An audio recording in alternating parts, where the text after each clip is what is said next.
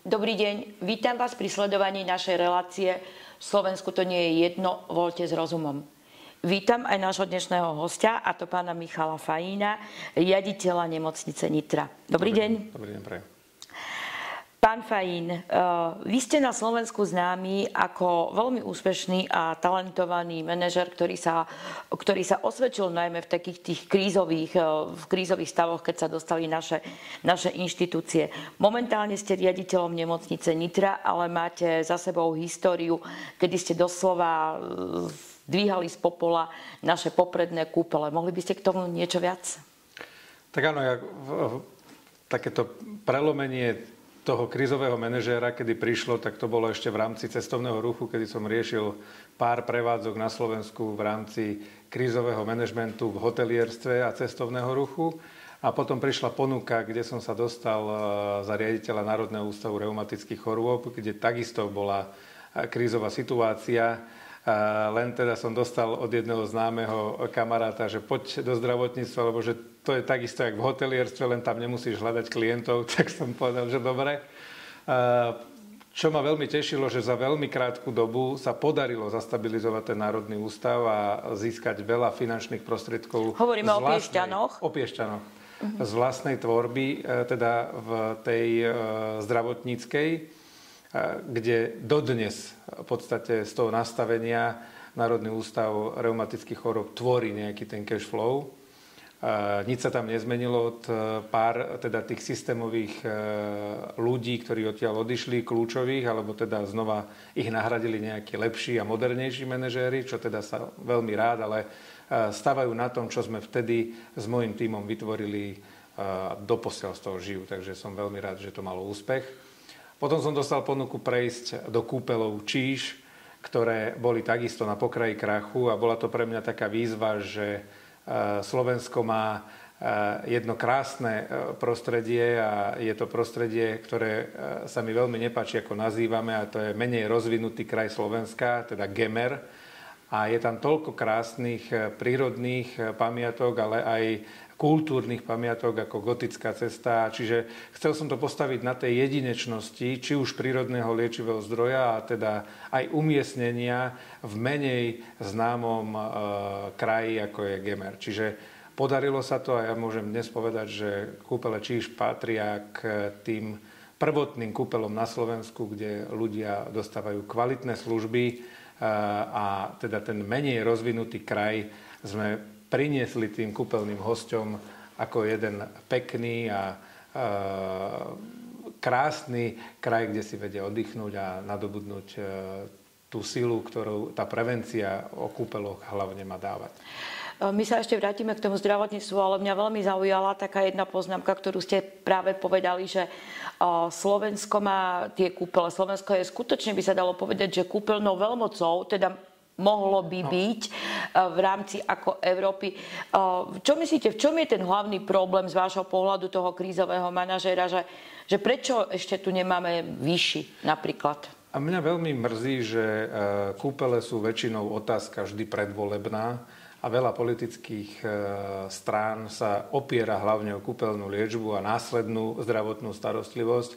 A po voľbách je to vždy iné, lebo povedia, že do kúpeľov chodia len tancovať a nepotrebujeme kúpeľnú zdravotnú starostlivosť, čo je teda omylom Európskej únie, lebo vidíme, že iné štáty Európskej únie práve dbajú na tú prevenciu, vyzdvihujú tie kúpeľné miesta, ktoré majú, a Slovensko je fakt jedna z najväčších, aj s najpočetnejším či už prírodného liečivého zdroja vody alebo vzduchu v Európe, ktoré by malo Slovensko plne podporovať.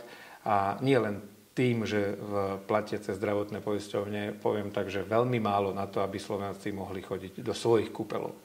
To znamená, že je to otázka zdravotnej poisťovne, že skutočne teda... No dnes je hlavne treba povedať, že slovenské kúpele sú vysoko energeticky náročný podnik a ani jedné z nich nebola zastabilizované tak ako vleky, lanovky a iné vysokoenergeticky náročné podniky.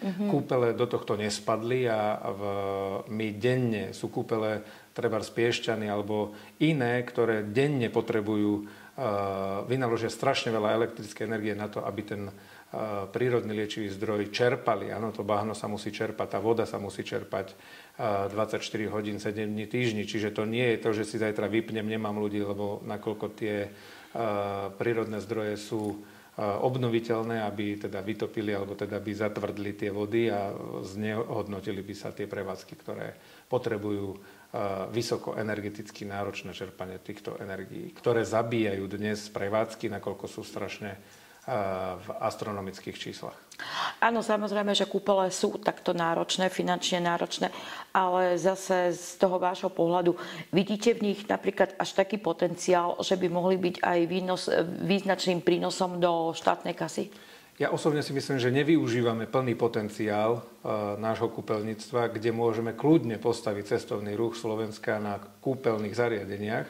A toto je potrebné memento všetkým politikom, ktorí sa zaopodievajú smerovaním Slovenska, alebo teda cestovným ruchom, že kúpele sú jedným z produktov cestovného ruchu a máme na to či destinačný, alebo akýkoľvek druh cestovného ruchu, ktorý vieme ponúkať v zahraničí.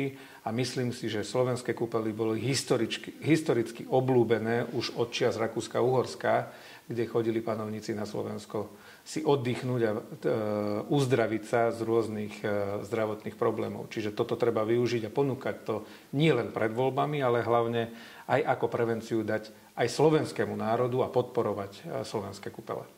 To znamená, že pomohlo by sa aj zdraviu ako takému celého slovenského národa. Európska komisia už dávno zaviazala Európsku úniu, aby podporovali, alebo teda štáty Európskej únie, aby podporovali prevenciu a podporovali tým pádom následnú zdravotnú starostlivosť, rehabilitáciu, kúpeľníctvo. Čiže to je memento do budúcna v smerovaní v ľudu, alebo teda obyvateľstva na to, že tá prevencia musí byť, keď aj teraz vidíme, že mladí ľudia sa veľakrát stretávajú so syndromom vyhorenia. Slovenské kúpele sú na to už dnes pripravené. Máme kopu prípadov postcovidových syndrómov, či už to je náhla cievna mozgová príhoda. Takisto kúpele už dávno ponúkli, slovenské kúpele ponúkli dávno spoluprácu s následným prekladom z nemocničného lôžka takýmto pacientom. Bohužiaľ, neboli sme nejak vypočutí, alebo nejak stále je to, že to pacient patrí buď domov po náhlej cievnej mozgovej príhode, alebo tá rehabilitácia je nejako dávaná na ľahkú váhu, čo je veľká chyba. Áno, práve dneska z dnešného rána je informácia, že až alarmujúco stúpli také tie ochorenia takej našej psychiky alebo našej duše, ako sú depresie, úzkosť a panický atak. Hlavne u detských pacientov, nikto nekomunikuje, ale je to avízo do budúcna veľmi zlé a tá prognóza je priamo tu možná, že tá prevencia v kúpeloch, kde je kľud, kde človek príde na iné myšlienky, má svoje procedúry, zrehabilituje, uvoľní tú myseľ, lebo za tých 21 až 28 dní ten človek sa vie nastaviť, či už na nejakú životosprávu, ktorá tam je dôsledná, vie svojmu telu darovať to, čo za celý ten svoj rok to telo daruje jemu, tak myslím si, že sme na to plne pripravení a slovenské kúpele by mali byť lastovičkou pre slovenských pacientov v poskytovaní takejto zdravotnej starostlivosti. Dobre, tak skúste tam aj ako krízový manažer, aj teda ako človek, ktorý má dlhoročné skúsenosti s touto oblasťou, povedať, že čo je napríklad taký ten recept na uzdravenie našich kúpeľov, či je to väčšia propagácia, alebo väčšia cenová prístupnosť? Tak ono to súvislí jedno s druhým v rámci toho marketingu. Na Slovensku vznikla Slovakia Travel agentúra, ktorá takisto má pozitívny vzťah slovenských kúpeľov, čo musím teda veľmi pekne poďakovať za ten prístup. Ale oficiálne si myslím, že to kúpeľníctvo treba dávať na piedestal Slovenska, lebo to jedine vie predať ten produkt cestovného ruchu na Slovensku. Tatry už majú všetci opozerané, Bratislavu takisto, ale tie kúpeľných miest máme dneska oficiálnych 32 prevádzok, čiže vieme s tým pracovať od východu po západ a tie zdravotné strediska alebo kúpeľné zdravotné strediska sa nachádzajú rozpätím celého Slovenska. Čiže vieme uľahodiť aj východňárom, vieme uľahodiť aj západňárom, čiže máme tam široké spektrum poskytovania kúpeľnej zdravotnej starostlivosti a druhotná je áno, tá finančná, aby bolo menej alebo viac dostupné pre Slovákov aj naše kúpeľníctvo, lebo bohužiaľ aj kúpele boli nútené zdvihnúť tieto ceny a nie na úkor poskytovania zdravotných služieb, ale na úkor financií, kde si niektorí dôchodcovia už dnes nevedia dovoliť ten svoj zdravotný preventívny pobyt, bohužiaľ.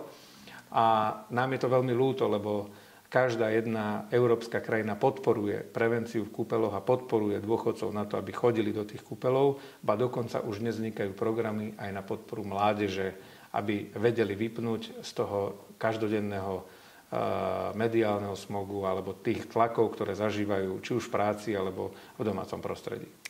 Na začiatku ste povedali, že sme povedali, že z toho kúpeľníctva ste prešli do zdravotníctva. To tiež nie je pre vás až taká nová oblasť. Dokonca sa o vás uvažovalo aj ako o ministrovi zdravotníctva. Momentálne teda manažujete aj tú nemocnicu v Nitre. V čom majú také spoločné choroby tie kúpele s tými nemocnicami? Prvotná choroba je úplne od základu a to je iné financovanie, ako máme na Slovensku od začiatku. Keď nemusíme ísť ďaleko, ale vo vedľajšej krajine v Čechách je základ financovania, poskytovania zdravotným zdravotným zariadeniam a tam to funguje. Viete, že keď si pozrieme aj na vybavenosti slovenských nemocníc a porovnáme české nemocnice, tak je to diametrálne iný rozdiel. Niektoré nemocnice majú toho strašne veľa, iné nemocnice sa boria, že nemajú na čom operovať. Čiže tu vidíme, že to financovanie je základný problém. A druhý problém, ktorý treba zmeniť, a to je nastavenie management pacienta. Čiže tá ambulantná zdravotná starostlivosť má ísť následne s nemocničnou a ten pacient by mal vedieť, kam má ísť, za akým lekárom, kedy má ísť, prevenciu a následne sú nemocničné lôžka, ktoré treba využiť a nemať plávajúce lôžka, ktoré sú teraz veľkým problémom slovenských nemocníc. A druhý problém, alebo tretí problém, ktorý vidím, je, že iný prístup lekárov je v štátnych nemocniciach, alebo teda respektíve zdravotného personálu, nielen lekárov, je iný prístup v štátnych nemocniciach a iný prístup v súkromných nemocniciach, kde to rozpätie práce je diametrálne rozlišné. V čom ale napríklad aj akože k pacientovi, že nejaká taká tá empatia lekára k pacientovi je v tej súkromnej nemocnici iná ako v štátnej?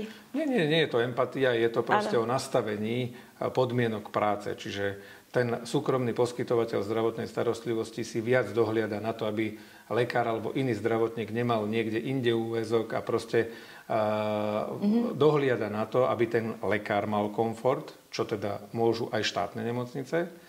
A druhotný je, aby ten pacient bol na prvom mieste, keďže ten platí buď v kešových peniazoch, alebo teda dopláca si do zdravotného poistenia k výkonom, ktoré potrebuje ihneď. A toto dokážu dneska momentálne len v súkromných zdravotných zariadeniach.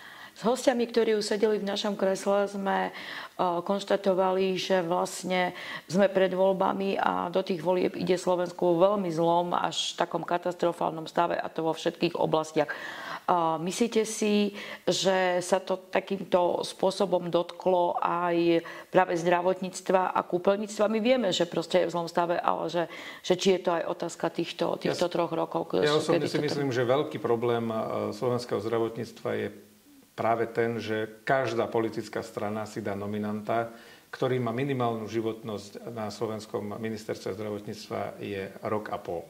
Každý tam príde s inou víziou, iným smerovaním a nič nie je koncepčne zariadené. Čiže ja dnes tvrdím, že dokážu fungovať aj štátne nemocnice, tak ako dokážu súkromné, čiže aj so ziskom. Bohužiaľ to musí mať nejakú koncepciu a musí to mať nejakú synergiu s tým, že keď príde po vás nejaký manažer, sa neotočí, ani Titanic sa nedokázal otočiť na mieste, aby zabranil nárazu. Ten stroskotal. Čiže ten stroskotal a my troskotáme pravidelne po zmene nejakých manažérov, ktorí prídu a dajú novú koncepciu vedenia ministerstva zdravotníctva alebo zdravotníctva ako takého a nemajú ani ten čas na to, aby ten proces, ktorý zahája, prišiel do nejakého konca a bolo to merateľné. Čiže osobne si myslím, že najväčší problém zdravotníctva je toto a druhá vec sú financie, ktoré... Odkiaľ by mali prísť? No tak z ministerstva financií. Áno, ale ministerstvo financií vždy tvrdí, že vlastne akože na to zdravotníctvo nemá. Pán Fajin, boli ste takým tým nádejným kandidátom na ministra zdravotníctva. Proste, čo by ste urobili také, alebo čo by ste odporúčili tomu, kto zasadne do tejto funkcie, také 3 základné prvé kroky, ktoré by bolo treba spraviť, aby naše zdravotníctvo neskolabovalo?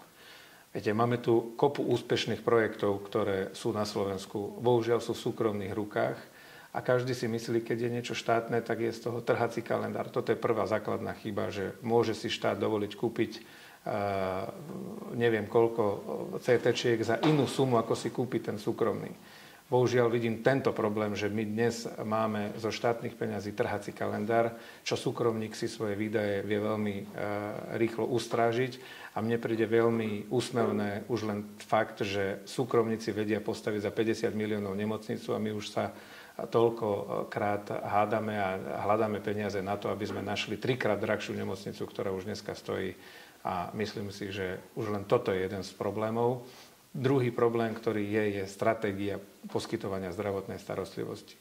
Máme hlavných odborníkov, ktorí by mali zostaviť manažment pacienta, cestu pacienta od ambulantného sektoru až po nemocničný sektor. Čiže toto je dôležité a dať už normálne koncepčné riešenie na to, aby slovenské zdravotníctvo fungovalo ako súkromný subjekt. Čiže keď súkromný subjekt vie zarobiť peniaze, je v pluse, tak osobne si myslím, že aj tie štátne nemocnice dokážu zarobiť na poskytovanie zdravotnej starostlivosti, keby mali jednotný systém, to isté je od poisťovní, že nemôže stať niekde operácia toľko a v inom meste stojí toľko. Čiže toto je základ. My sa ale stretávame aj s veľkou nespokojnosťou tých pacientov. Zrejme to cítite aj vy, nie v nemocnici, alebo proste, že to registrujete a zdravotníctvo je skutočne akože veľmi citlivá vec, ktorá je doslova, že tu ide o život.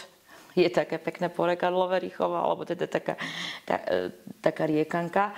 A myslíte si, že vlastne aj táto nespokojnosť, keď aj tí ľudia sa cítia byť priamo ako ohrození, lebo pred týmito voľbami sme sa stretli s takým fenoménom a to je taký obrovský nárast voličov alebo priaznivcov Fica, že aj z tohto to vyplýva, z tejto úplnej nespokojnosti. Že dá sa... Ja si osobne myslím, že Slovákom chýba autorita a osobnosti, ktoré vymizli či už z politického, kultúrneho alebo celého života a Slováci si prestali vážiť už len lekára. Na dedine v minulosti bola autorita notár, farár, učiteľ. Dneska, keď si pozrieme či už školstvo alebo zdravotníctvo, dneska už nie je lekár autorita pre pacienta. A veľakrát príde pacient už s diagnózou, ktorú si vygooglil a ja potom pevne verím, že aj ten lekár má veľmi ťažkú pozíciu pri tej debate s pacientom a niekedy, keď zdvihne hlas alebo sa mu snaží presadiť ten článok medicíny, že ale toto je správne, tak ten pacient je urazený a automaticky vypisuje na sociálnych sieťach, aký to je lekár a neviem čo všetko. Pritom ten lekár si robí len svoju prácu. Ale sú aj výnimky medzi lekármi, že aj niekedy aj lekári majú neadekvátne správanie voči tým pacientom, ktorí tam prídu a sami dobre vieme, že každý jeden pacient je podráždený, lebo nevie, čo mu je v strese. Čiže ten lekár by mal vyhodnotiť, že kedy môže použiť tú svoju asertivitu a byť ten mačo v tej ambulancii, ktorý by ho mal usmerniť, že takto kto je. Taký tento nedostatok autorít a na druhej strane od ľudí nedostatok rešpektu voči osobnostiam. Myslíte, že by tam hrozil ešte aj návrat nejakých 90. rokov a návrat, že mohla by začať úradovať mafia? Tak vždy tu tá mafia bola a bude, proste je to nejaký prirodzený, čo teda nepodporujem, ale my sme tu na Slovensku boli v 90. rokoch veľmi tvrdo pod mafiánskymi praktikami, ktoré teda sú už dneska v inom rozpoložení, ale nie je sa čo čudovať, keďže ľudia nevyhodnotia tú osobnosť, alebo neveria už osobnostiam ani autoritám, ktoré sú dneska na piedestáli, tak bohužiaľ môže vzniknúť, že nastane anarchia. Keď nastane anarchia, tak práve tu z tohto vie vyťažiť mafia, kde sa vrátia tie 90. roky, čo by sme boli teda my, veľmi hlúpi Slováci, aby sme toto dopustili. Čiže ja pevne verím, že po 30. septembri vznikne silný štát a bude niekto, kto bude autorita a bude viesť tento národ tak, aby sa nezopakovala minulosť. Neunášali sa ľudia a mali sme tú nálepku, že na Slovensku sa oplatí ostať žiť. Čiže vlastne chýba nám autorita a to sa odzrkadluje v každodennom našom živote. Vymizlo to z ľudí a takisto vychovávame svoje deti, ktoré bohužiaľ nemajú už autoritu niekedy potom ani voči vlastným rodičom. Áno. Dobre, ja vám ďakujem. Ja si myslím, že sme celkom pekne zdiagnostikovali naše zdravotníctvo, naše kúpeľníctvo. Potešujúcim je, že teda je tam ten úžasný potenciál a Slovensko by sa... Máme veľmi šikovných ľudí, ktorým treba dať šancu a myslím si, že aj nadobudnuté skúsenosti v zahraničí vedia presadiť aj u nás na Slovensku. Ja pevne verím, že medzi dobrým, alebo po voľbách vznikne veľmi dobrý minister, ktorý zdravotníctvo povedie k tomu, aby bolo silné. Že aj my môžeme mať na Slovensku svoje Mariánske Lázne alebo Karlové Vary. My ich už aj máme, len ich treba vyzdvihnúť. Treba im dať ten patričný lesk, taký ten glamúr. Takže s touto informáciou ja by som vám poďakovala za dnešné a vám by som takisto poďakovala za pozornosť.